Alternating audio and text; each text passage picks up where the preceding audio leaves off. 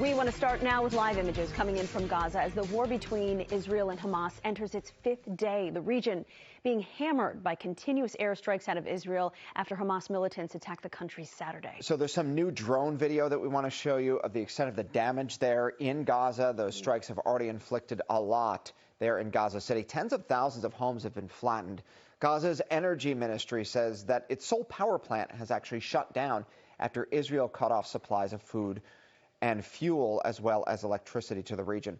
This comes as Israel amasses its forces ahead of a possible ground assault involving some 300,000 troops. And now the death toll, it continues to rise. At least 1,200 Israelis are dead, including soldiers. More than 1,000 people in Gaza are dead, and then thousands more are injured. Thank you so much for being with us this morning. I'm Monica Medea. And I'm Jeff Saperstone. Secretary of State Antony Blinken is on his way to Israel right now. He'll arrive there tomorrow to show the U.S. is fully supporting its ally in the Middle East. Rockets continue to fly over southern Israel near the border with Gaza. Most were intercepted by the country's Iron Dome system.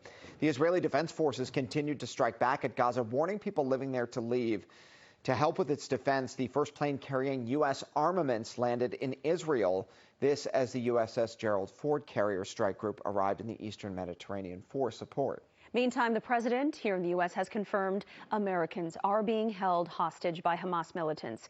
President Biden condemned Hamas's attacks, pledging continued support to Israel, and said the government is working to bring Americans home.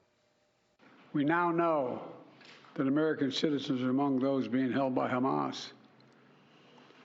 I've directed my team to share intelligence and deploy additional experts from across the United States government to consult with and advise Israeli counterparts on hostage recovery efforts.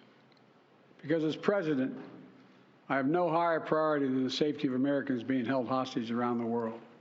Amid urgent calls to send more aid to Israel on Capitol Hill, House Republicans could vote as soon as today on a new speaker, and that's a must before new money can be directed to Israel's fight.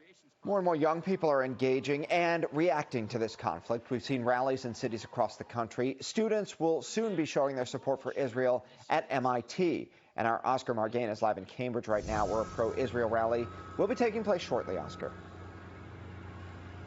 Yeah, that's right. And earlier today, I spoke with the organizers of this rally that are taking place here on campus. And I can tell you their emotions are raw. These Israeli and Jewish students are feeling sadness and anger, frustration and fear. Today, they're going to be remembering those who have been killed in this conflict so far and those who continue to suffer from this war. We're here to share our story. We're here to be visible, to say that we're not afraid, that our voice should be heard, and that we are here to support our brothers and our sisters that are there right now. MIT graduate student Liam Chitayet is fighting through her grief and voicing her pain, which has not subsided since Hamas launched a surprise attack on Israel on Saturday, killing hundreds of people across the Gaza border. My heart is there. My friends are there. My family is there. I have not slept, and I barely ate in the past days. Because I wake up my calls at night when my brother tells me that he's scared. She and a coalition of Jewish and Israeli students at MIT have been organizing over the past few days, supporting each other and holding each other in prayer. Wanted to crawl into a ball, but I thought that this was really important to organize, to come out with a statement as a community and say we stand with Israel. Today, they plan to show the faces and tell the stories of the victims and those who continue to be terrorized. When people get injured, when people are raped, when heinous acts happen back in my country, I feel like it's my sister being raped, my brother being kidnapped. Even though my immediate family might be okay, my brother and my cousin, they're not. And that impacts me to the deepest degree. Their hope is to be heard and to rally others to their cause. This is your time. Every single act of kindness matters. We need you.